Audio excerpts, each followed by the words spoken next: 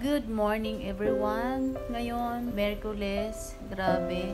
Papasok na sana ako kaya lang ganito yung makikita mo sa daanan. Alam mo ba yung maaga ka nagising, nag-prepare ka ng maaga para makapasok ng maaga kasi ayaw mong mag-absent pero ganito ang makikita mo sa kalsada.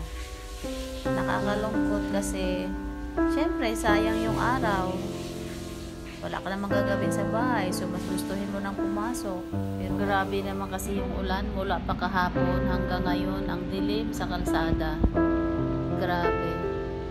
Sino kaya yung nakaka-relate sa akin dito na hindi mo naman gustuhin mag-absent, pero yun, dahil sa kalikasan, makakapag-absent ka talaga. Sa mga magtatanong pala kung saan itong location ko ngayon, nandito ito sa loob ng multi, palabas doon sa gate 1. Kasi doon sana ako dadaan sa C5 extension. Tapos yun, hindi na ako makakalabas kasi gabewang daw yung tubig dito. So hanggang video na lang ako dito.